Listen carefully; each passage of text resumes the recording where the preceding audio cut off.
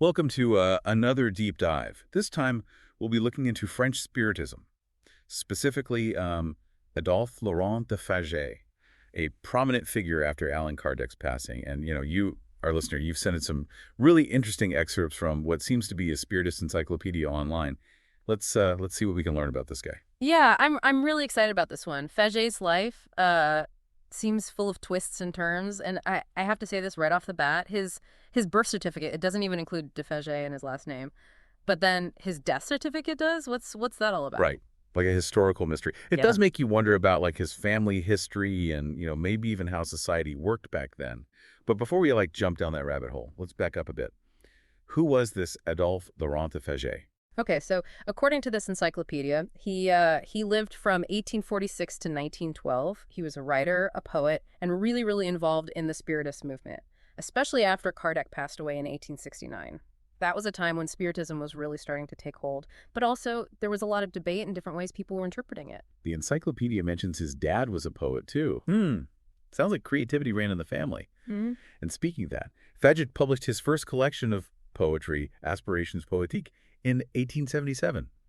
But get this, he actually discovered Spiritism way earlier, like when he was just 17 years old in Avignon. Yeah. So I'm curious, do you think this early exposure to poetry and Spiritism kind of shaped his later work, especially how he tried to push back against materialism? Oh, absolutely. I think you can totally see both of those influences in his writing. It's kind of cool how he mixes like poetic language and images with these deep spiritist ideas. He doesn't just argue, he evokes emotions and like creates this connection with whoever's reading. For example, take his 1885 work, La Muse Irritée, which translates to the irritated muse. It's a direct response to another poet, Jean Richepin, and his book Les Blasphèmes, The Blasphemers. This book came out just a year before, and it was full of these materialistic and nihilistic themes. Whoa, a literary feud. What was Faget even trying to do with this response?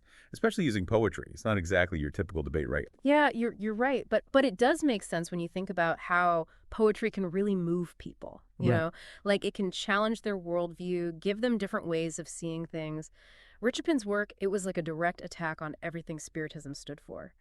And Faget, he felt he had to respond, not just with logic, but with the emotional power of poetry. He's basically saying, hey, a purely materialistic view, it's incomplete, it can even be crushing to the soul. He's arguing that Spiritism, it offers a better way, something more hopeful, more meaningful. So he's not just defending his beliefs, he's using poetry to paint a whole different picture of existence, a more spiritual one. And he didn't stop there. 3 years later, he publishes Les Pensées de Caritas et les Réflexions de Marie. That's the thoughts of Caritas and the reflections of Mary. And he claims it was written through the dictation of two spirits over a few winter nights. It definitely adds a layer of mystery to his work. Whether you take it literally or not, it highlights this key spiritist belief that we can communicate with the spirit world. But beyond the spooky factor, it makes you think about inspiration and creativity, right? Was he just channeling his own thoughts? Or did he truly believe he was being guided by spirits? Makes you imagine those winter nights, doesn't it? Sitting there, pen in hand, waiting for the spirits to speak. He must have had, like, a deep connection to that realm to even try something like that. Maybe that's what gives his writing this unique quality. It's not just philosophy or poetry. It's like he's bridging the gap between our world and the world of spirits. And he didn't just write those two books. He wrote a lot more. De l'atome au firmament, which translates to From the Atom to the Firmament, for one, and L'art d'être heureux. That's the art of being happy. And his last one, published after he died, was Ma chère morte. That's My Dear Death. This one seems really, really personal. It's all about, reflections on life and the afterlife. It could give us a lot of insight into his journey with Spiritism. I'm adding that to my reading list. But let's change gears a little. Let's talk about Faget and his involvement in the French Spiritist movement, especially because things were pretty chaotic back then. Yeah. The encyclopedia talks about how he was a huge advocate for Kardec's original teachings. Like he really pushed back against what he saw as dissenting influences.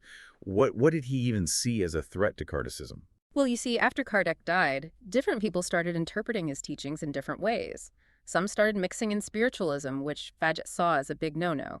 He thought it went against Kardec's emphasis on reason and scientific observation.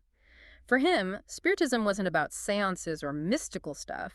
It was about using logic and evidence to understand the spiritual world. So he was like like a protector of Kardec's legacy, making sure his teachings weren't like watered down or distorted. He even helped found the Union Spirit Française, the UEF, and he teamed up with other big names like Gabriel Delanne, Berthe Fropo, and Léon Denis. They were all about keeping Kardecism pure.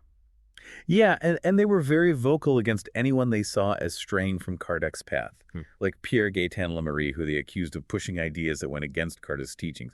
This whole clash of interpretations shows how complex things were back then. It wasn't just about figuring out the spirit world. It was about defining what Spiritism even was. Sounds like things were getting heated. Did these disagreements ever, spill out into the open? Oh, yeah, for sure.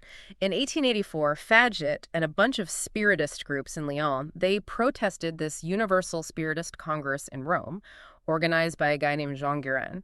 They saw this Congress as a way to promote ideas that strayed from Kardec.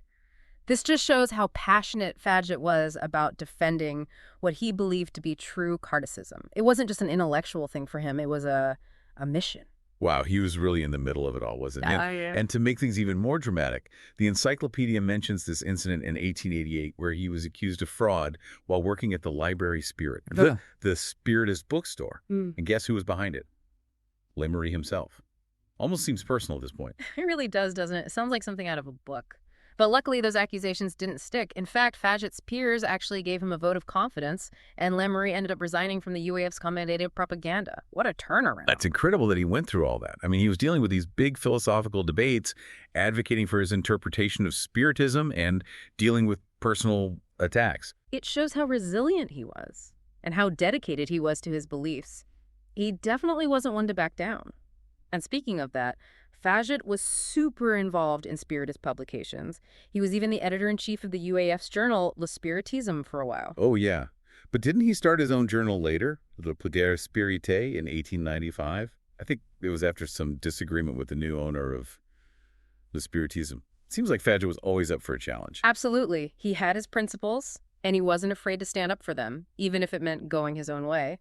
And Le Progrès Spirite, it eventually became the official publication of the Fédération Spirit Universelle, which he helped to establish. So not only was he writing and debating, he was actively building the Spiritist community through his publications. He wasn't just protecting Kardec's legacy, he was shaping the movement's future. Exactly. He was setting the stage for the next generation of Spiritists. And Le Progrès Spirite wasn't just about sharing information. He used it to directly address those fraud accusations. It shows his commitment to being transparent and ethical. He also tackled some really controversial topics in Spiritism. Like the encyclopedia mentions an article he wrote in 1909, Le Christ et l'Église, the Christ in the Church. He basically refuted Roustang's theory about Jesus having a fluidic body. Can you explain that a bit for our listeners? Sure. So in Spiritism, a fluidic body is this idea that spirits, even Jesus, can appear in a sort of semi-physical form. It's made of this subtle substance called fluidic matter. Roustang's theory, well, a lot of people saw it as going against what Kardec taught, and Faget was one of them. So Faget he's taking on this really sensitive topic, the nature of Jesus. It's like he's not just defending Kardec, he's actually shaping the theology of the movement. Exactly. He was a thinker, a writer, and a leader all in one. This is amazing.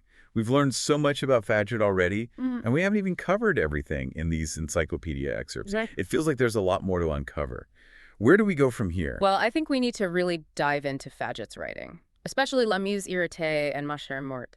That's where we'll truly understand his thinking and how he brought together poetry, philosophy, and Spiritist beliefs. Okay, I'm ready. Let's open those books and see what treasures we can find. Let's do it. It's really amazing when you think about all that Faget did in his lifetime. I mean, he was a writer, a huge advocate for Kardec Spiritism, and really played a key role in shaping the movement. It's really impressive, especially when you think about what was going on back then.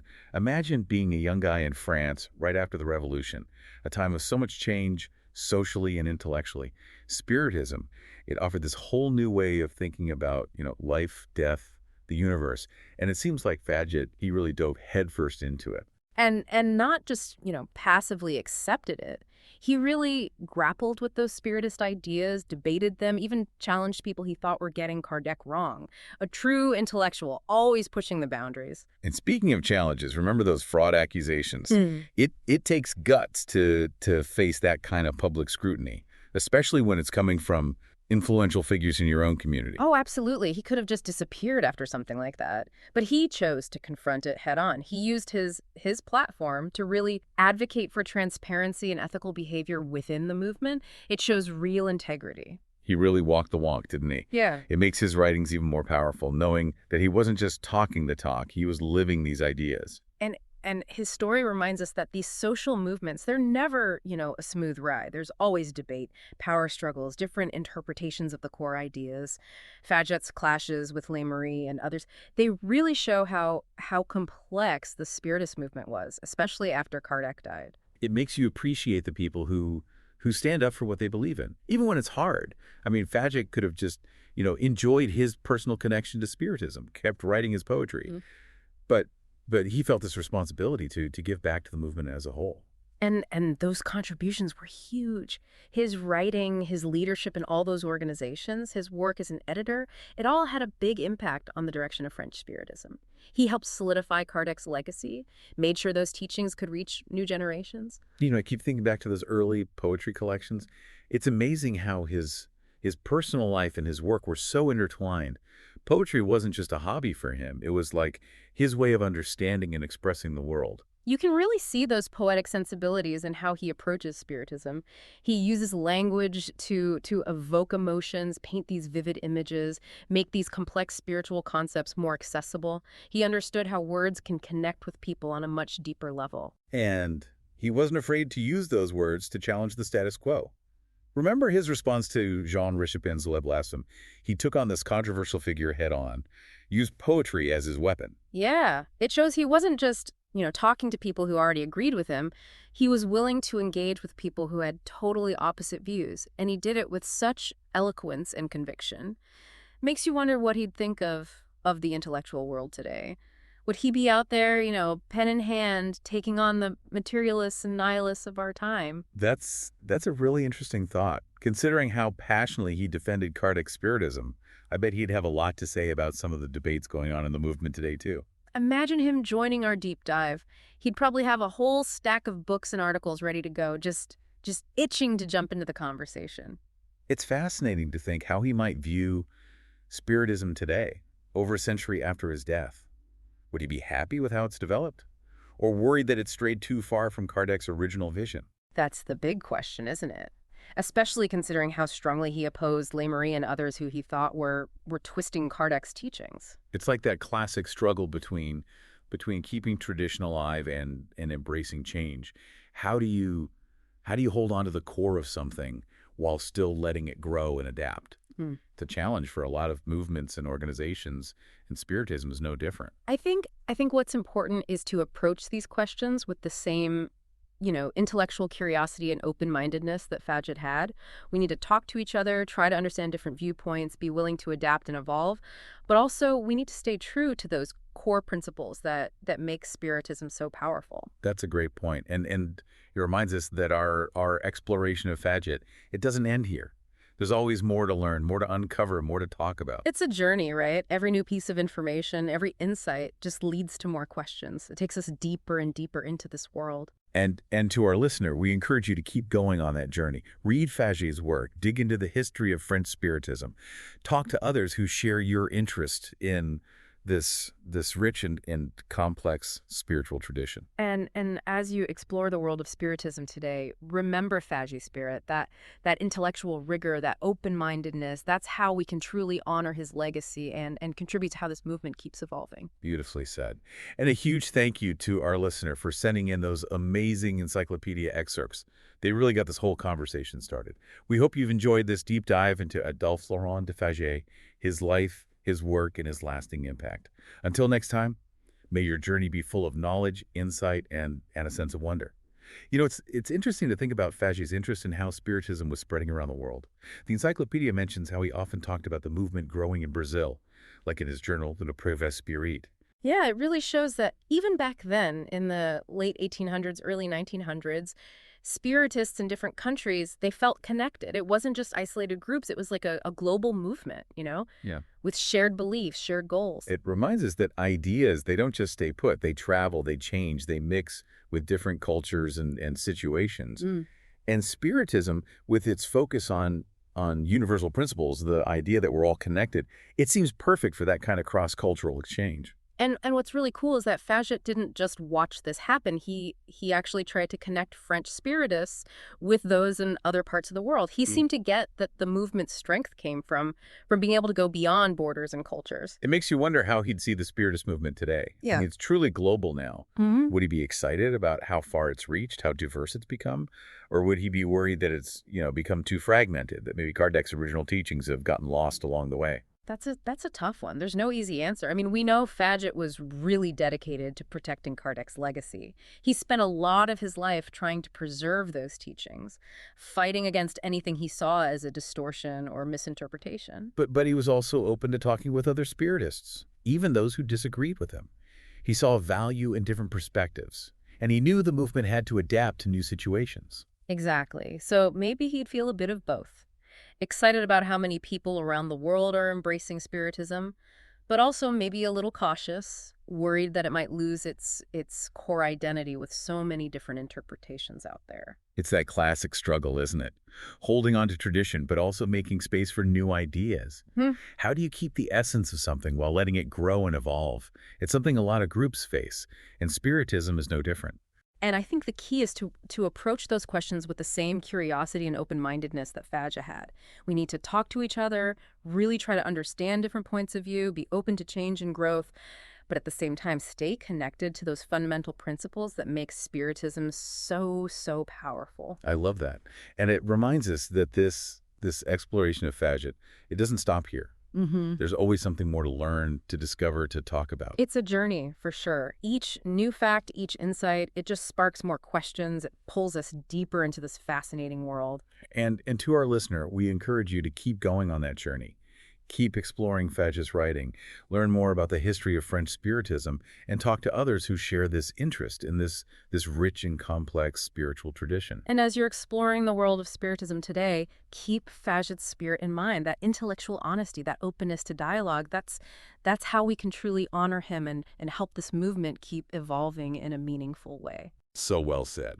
A big thank you to you, our listener, for sharing those amazing encyclopedia excerpts. You really got us thinking. We hope you've enjoyed this deep dive into the life and work of Adolphe Laurent de Faget and his lasting impact. Until next time, may your journey be filled with knowledge, insight, and that deep sense of wonder.